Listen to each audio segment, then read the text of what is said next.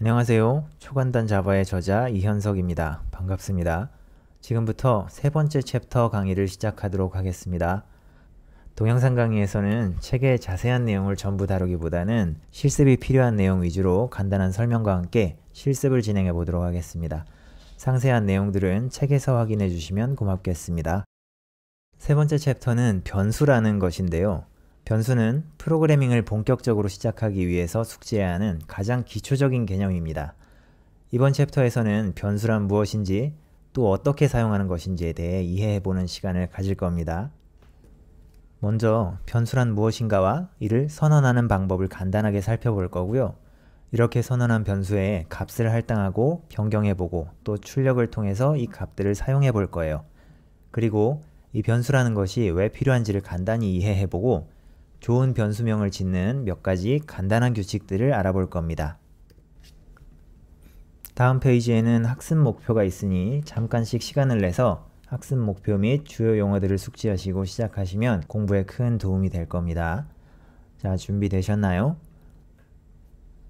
그러면 먼저 변수란 무엇이고 어떻게 선언하는지, 즉 어떻게 만드는지를 알아볼게요.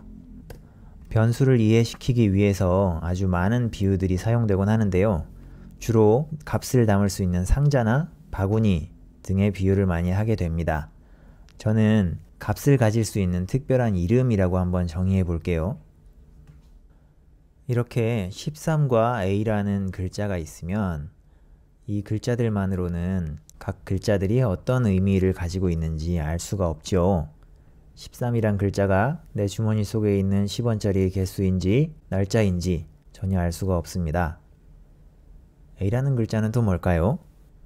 하지만 이렇게 이름을 붙여놓게 되면 이 글자들이 어떤 것을 의미하는지를 쉽게 알 수가 있습니다. 변수라는 것은 기본적으로 이렇게 값에 붙일 수 있는 이름이라고 생각하시면 편할 것 같아요. 그러면 바로 예제 코드를 통해서 이 이름표를 어떻게 만드는지를 한번 살펴보도록 합시다. 먼저 책에 있는 변수를 선언하는 문법을 잠깐만 보고 넘어가도록 할게요. 자바에서 변수를 선언하는 문법은 이 그림과 같이 앞에 데이터의 종류를 명시하고 그 뒤에 변수의 이름을 명시하면 됩니다. 단순하죠? 그러면 바로 코드를 한번 작성해 보도록 하겠습니다. 클래스 이름은 variable 이라고 작성해 볼게요. main. 먼저 정수형 변수를 하나 선언해 볼 건데요. 앞서 살펴봤던 문법에서 먼저 타입을 명시해 준다고 했습니다. 정수형 타입은 int 라는 이름을 가지고 있고요. 그 뒤에 변수 이름으로 number 라는 이름을 써볼게요.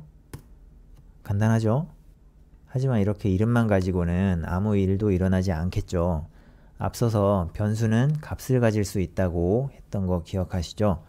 이제 이 number라는 이름에 값을 한번 넣어 볼게요. number는 3 세미콜론 잊지 마시고요. 자, 이렇게 이름 뒤에 등호를 붙이고 3이라는 숫자를 넣어줬습니다. 이 의미는 읽혀지는 그대로 넘버는 3이야 라는 의미가 되는 거예요. 이런 행위를 값을 대입한다 라고 합니다. 넘버에 3이라는 값을 대입하는 거죠. 그러면 한번 이대로 실행을 하기 전에 출력을 해봐야겠죠? sout enter 그리고 이 안에 바로 넘버라는 변수를 출력해 주도록 하겠습니다. 이제 실행을 해볼게요. 넘버에 대입했던 3이라는 숫자가 출력된 것을 확인할 수 있죠.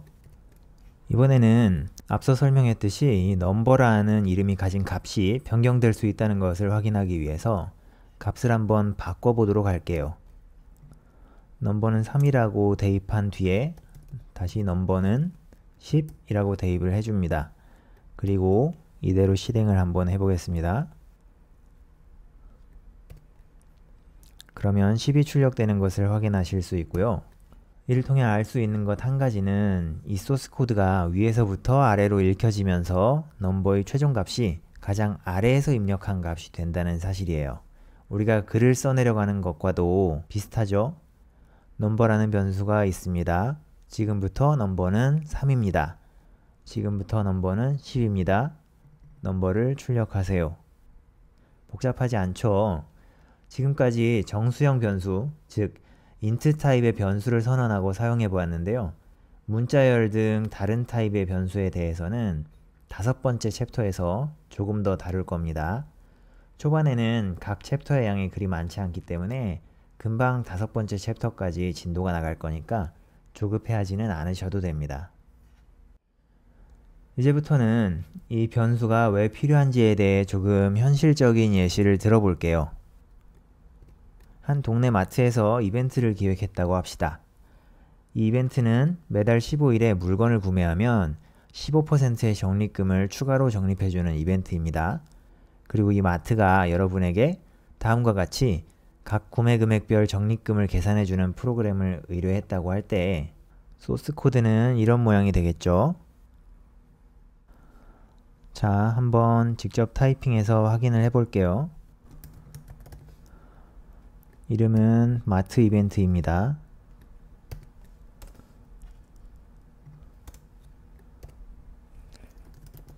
메인 엔터, sout 100원일 때 15%, 300원을 구매했을 때 15%,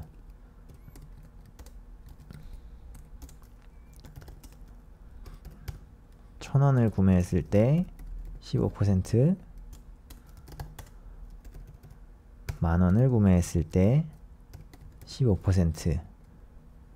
책에는 1000이 2번 등장했는데 오타가 발견되었네요.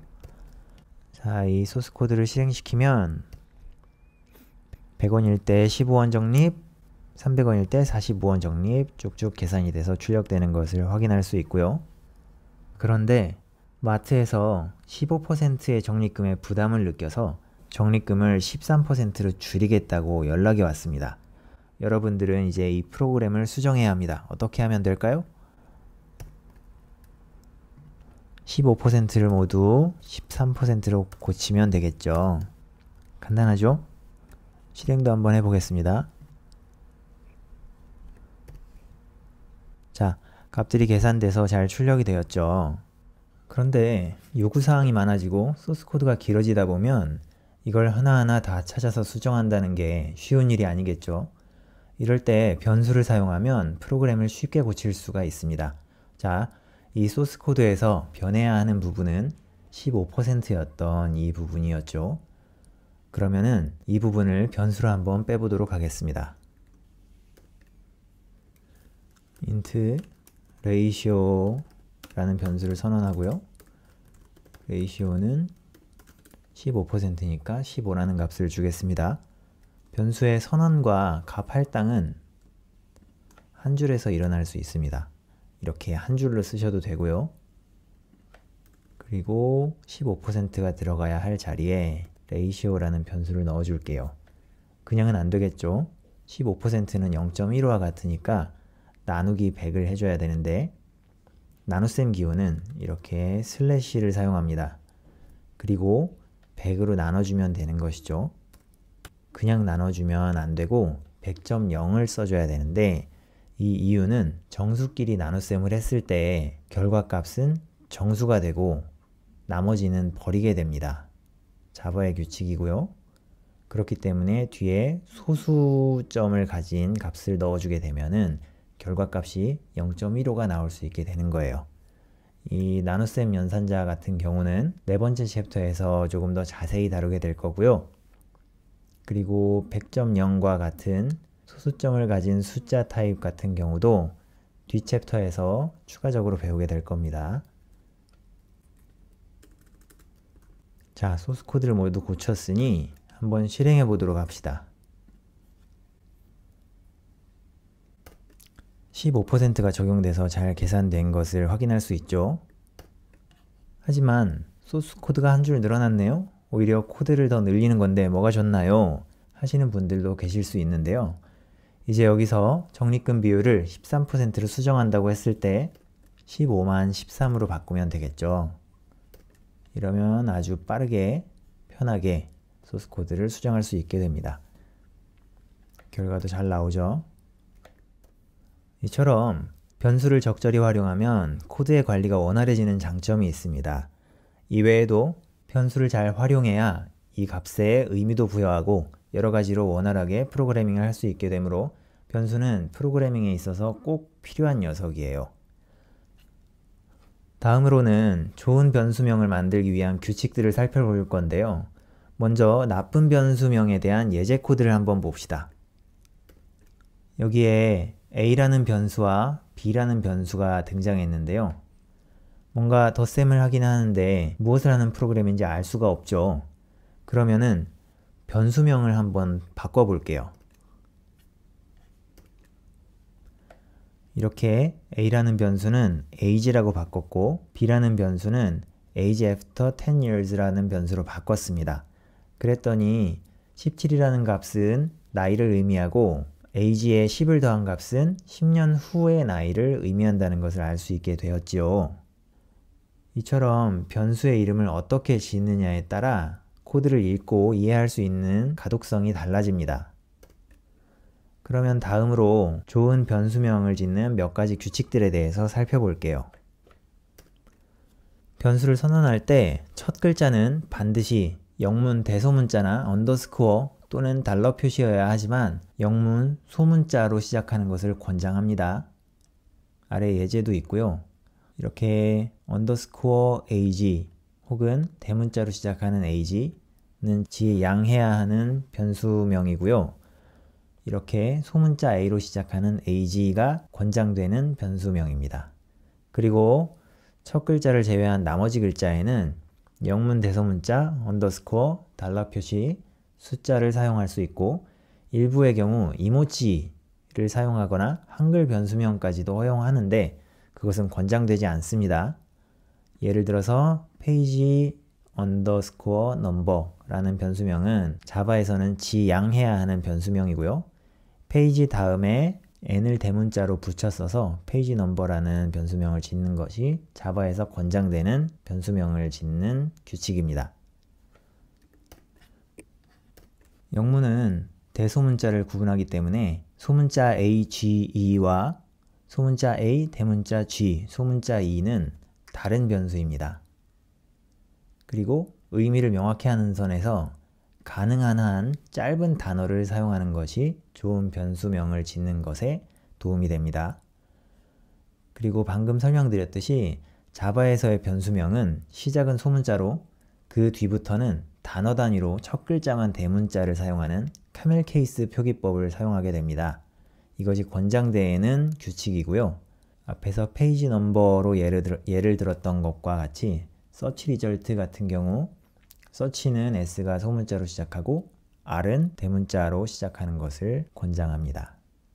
그리고 자바의 변수명으로 사용할 수 있는 것들은 자바에서 다른 용도로 사용하고 있는 키워드들을 제외하고 인데요. 이 표에 제공되는 이런 단어들은 자바에서 변수명으로 사용할 수가 없는 단어들입니다. 이런 단어들을 예약어라고 부르는데요. 이 테이블을 참조하시면 되고요. 이번에는 변수에 대해 알아보는 시간을 가졌습니다.